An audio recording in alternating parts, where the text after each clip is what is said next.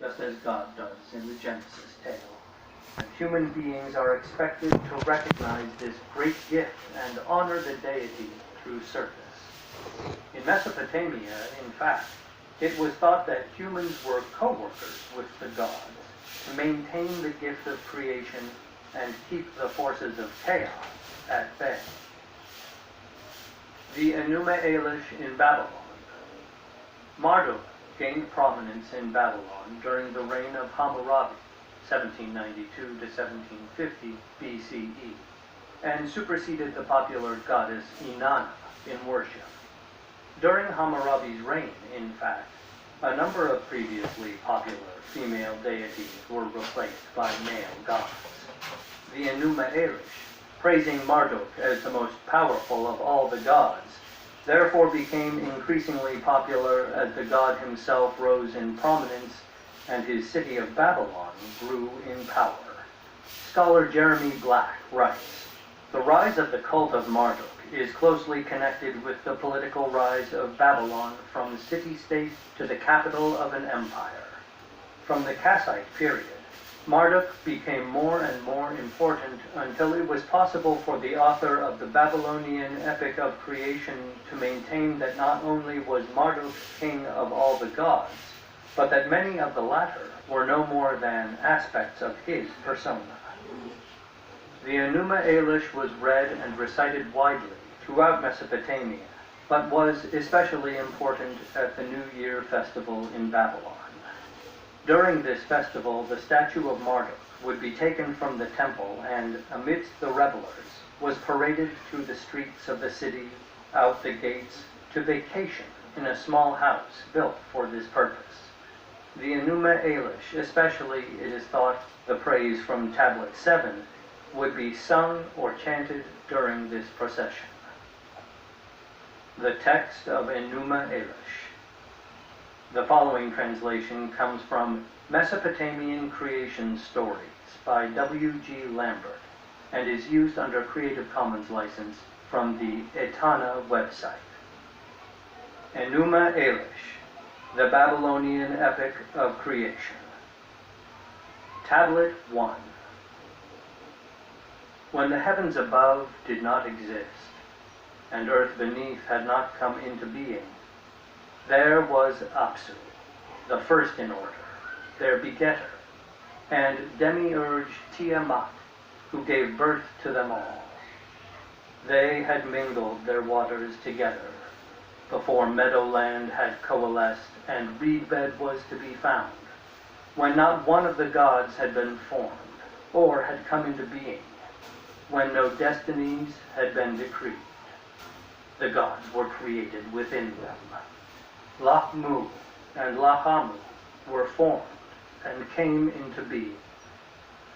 While they grew and increased in stature, Anshar and Kishar, who excelled them, were created. They prolonged their days, they multiplied their years. Anu, their son, could rival his father's. Anu, the son, equaled Anshar, and Anu begat Nudimut, his own equal. Nudimut was the champion among his fathers, profoundly discerning, wise, of robust strength, very much stronger than his father's begetter Anshar. He had no rival among the gods, his brothers. The divine brothers came together. Their clamor got loud, throwing Tiamat into a turmoil.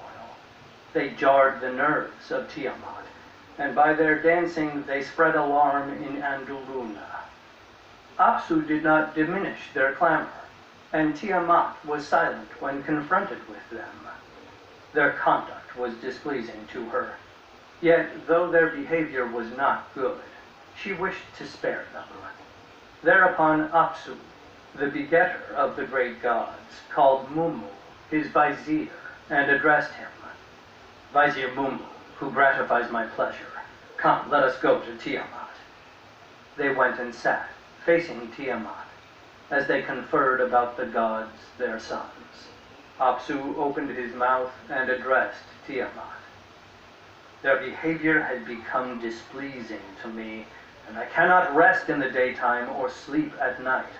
I will destroy and break up their way of life, that silence may reign and we may sleep." When Tiamat heard this, she raged and cried out to her spouse.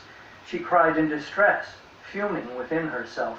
She grieved over the plotted evil. "How can we destroy what we have given birth to? Though their behavior causes distress, let us tighten discipline graciously." Mumu spoke up with counsel for Apsu.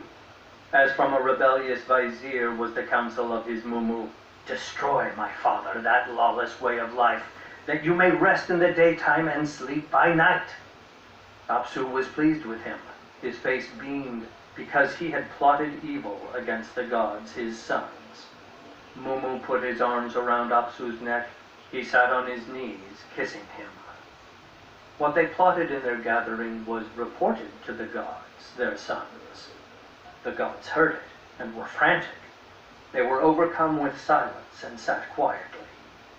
Ea, who excels in knowledge, the skilled and learned, Ea, who knows everything, perceived their tricks. He fashioned it and made it to be all-embracing. He executed it skillfully as supreme, his pure incantation. He recited it and set it on the waters. He poured sleep upon him as he was slumbering deeply. He put Apsu to slumber as he poured out sleep. And Mumu, the counselor, was breathless with agitation. He split Apsu's sinews, ripped off his crown, carried away his aura, and put it on himself.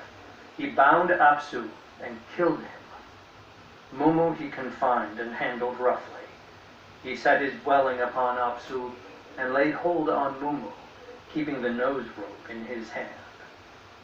After Ea had bound and slain his enemies, had achieved victory over his foes, he rested quietly in his chamber.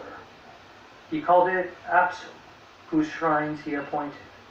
Then he founded his living quarters within it, and Ea and Damkina, his wife, sat in splendor.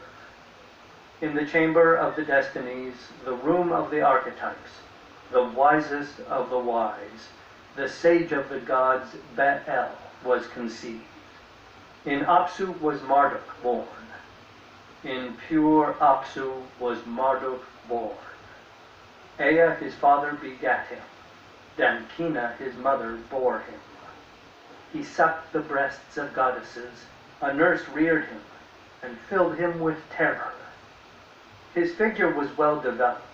The glance of his eyes was dazzling. His growth was manly. He was mighty from the beginning. Anu, his father's begetter, saw him.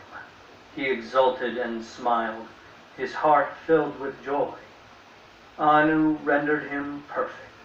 His divinity was remarkable, and he became very lofty, excelling them in his attributes. His members were incomprehensibly wonderful, incapable of being grasped with the mind, hard even to look on. 4 were his eyes, 4 his ears. Flame shot forth as he moved his lips. His 4 ears grew large, and his eyes likewise took in everything. His figure was lofty and superior in comparison with the gods. His limbs were surpassing. His nature was superior. Mari Utu, the sun god of the gods. He was clothed with the aura of the 10 gods, so exalted was his strength. The 50 dreads were loaded upon him. Anu formed and gave birth to the 4 winds. He delivered them to him. "My son, let them whirl." He formed dust and set a hurricane to drive it. He made a wave to bring consternation on Tiamat. Tiamat was confounded. Day and night she was frantic. The gods took no rest. In their minds, they plotted evil and addressed their mother Tiamat. "When Apsu, your spouse, was killed, you did not go at his side, but sat quietly. The 4 dreadful winds have been fashioned to throw you into confusion, and we cannot sleep. You gave no thought to Apsu, your spouse, nor to Mumu, who is a prisoner. Now you sit alone. Henceforth you will be in frantic consternation. And as for us who cannot rest, you do not love us. Consider our burden. Our eyes are hollow. Break the immovable yoke, that we may sleep. Make battle. Avenge them. Reduce to nothingness. Tiamat heard. The speech pleased her. She said, let us make demons, as you have advised. The gods assembled within her. They conceived evil against the gods, their begetters. And took the side of Tiamat. Fiercely plotting, unresting by night and day, lusting for battle, raging, storming, they set up a host to bring about conflict. Mother Ubur, who forms everything, supplied irresistible weapons and gave birth to giant serpents. They had sharp teeth. They were merciless. With poison instead of blood, she filled their bodies. She clothed the fearful monsters with dread. She loaded them with an aura and made them godlike. She said, let their onlooker feebly perish. May they constantly leap forward and never retire. She created the Hydra, the dragon, the hairy hero, the great demon, the savage dog, and the scorpion man, fierce demons, the fish man, and the bull man, carriers of merciless weapons, fearless in the face of battle. Her commands were tremendous, not to be resisted. Although she made 11 of that kind, among the gods her sons, whom she constituted her host, she exalted Chingu and magnified him among them. The leadership of the army, the direction of the host, the bearing of weapons, campaigning, the mobilization of conflict, the chief executive power of battle, supreme command, she entrusted to him and set him on a throne. I have cast the spell for you and exalted you in the host of the gods. I have delivered to you the rule of all the gods. You are indeed exalted, my spouse. You are renowned. Let your commands prevail over all the Anunnaki. She gave him the tablet of destinies and fastened it to his breast, saying, your order may not be changed. Let the utterance of your mouth be firm. After Chingu was elevated and had acquired the power of Anuship, he decreed the destinies for the gods, her sons. May the utterance of your mouths subdue the fire god. May your poison by its accumulation put down aggression. Tablet 2.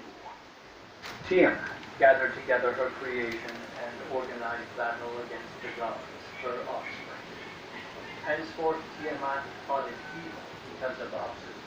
It became known to Ea that she had arranged the conflict. Ea heard this matter. He lapsed into silence in his chamber and sat motionless. After he had reflected and his anger had subsided, he directed his steps to Ansh, his father.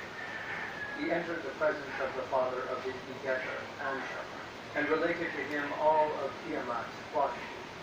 My father, Tiamat, our mother, has conceived a hatred for us. She has established a host in her savage fury. All the gods have turned to her. Even those you begat also take her side. They took the side of Tiamat, fiercely plotting, unresting by night and day, lusting for battle, raging, storming. They set up a host